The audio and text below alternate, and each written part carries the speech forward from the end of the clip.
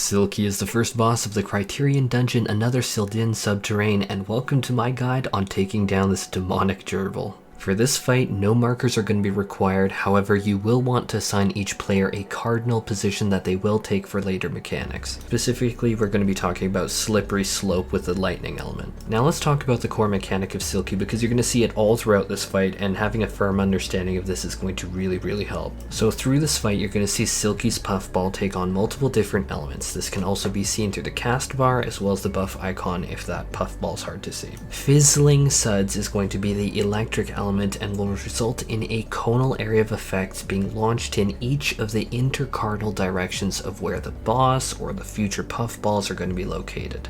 The party should stand in the cardinal directions of whatever it is to avoid this. Bracing Suds is the wind element and will simply require the party to stack under the boss or the puff that has this element on it. Chilling Suds is going to be the ice element and will launch off area of effects in the four cardinal directions of the puffball or Silkie himself.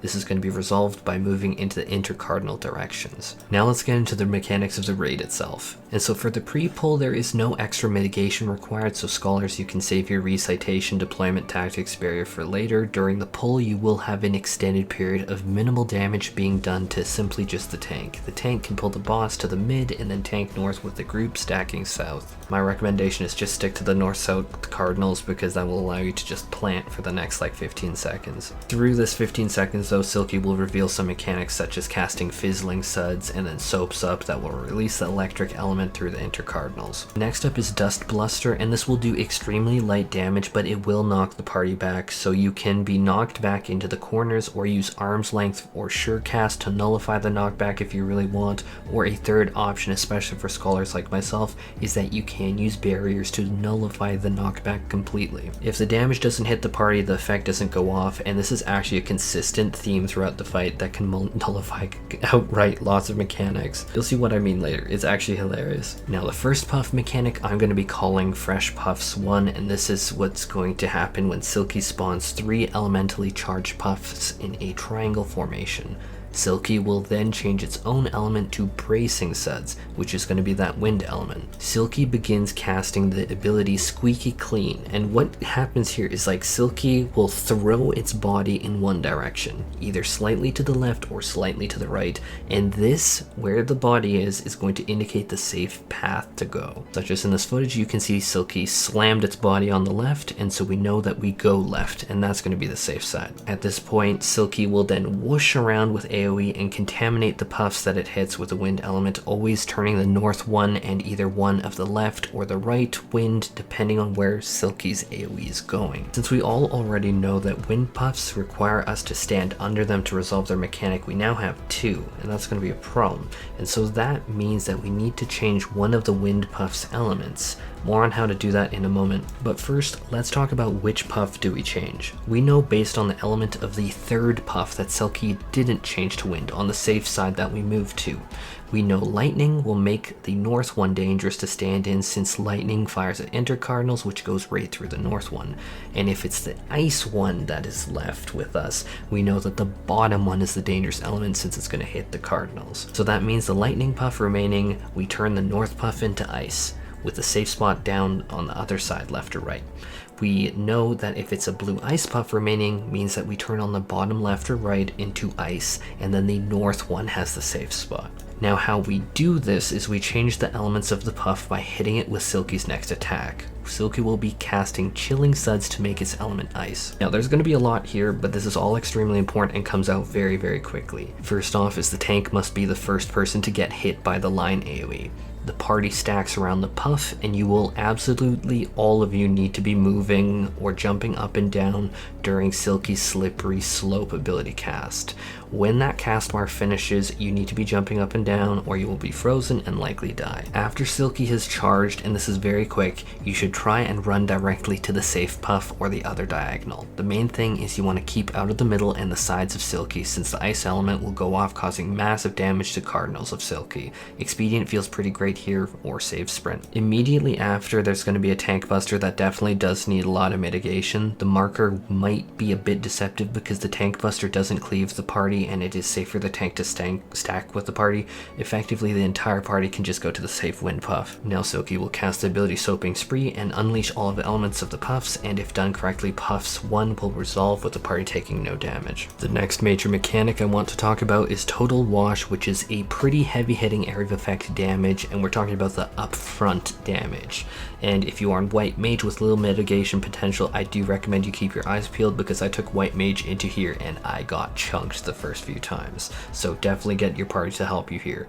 But if you have barrier and mitigation, it will make it so that the upfront damage of Total Wash doesn't hit the health bars of your party, potentially, if you have enough mitigation and barriers. And if that upfront damage does not hit the party, as in it does not have enough damage to break through your shields and mitigation, there will be no bleed effect applied to that party member. This bleed will only body the entire team if not managed, and so that is why I like using big barriers here. Black Mage and Reaper can use Arcane Crest and Mana Ward abilities to help boost up your shields. This is definitely where I put a lot of mitigation, and it definitely pays off. Now for what is frankly the hardest mechanic of this fight, which is Puffs 2. Fresh Puffs 2, Silkie can take on either ice or wind elements for himself. Depending on wind or ice, we have some options here, but in either case, this mechanic is going to be all about you placing the puffs, and you're going to be tethered to a puff and decide where they need to go to open a safe spot.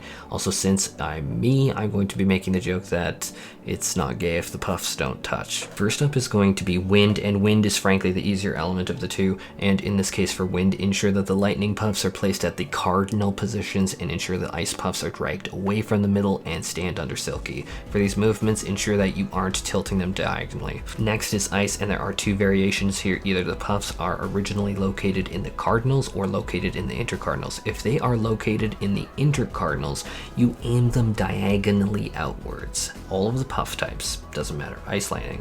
Now, diagonal positions means move them out diagonally though, not cardinally.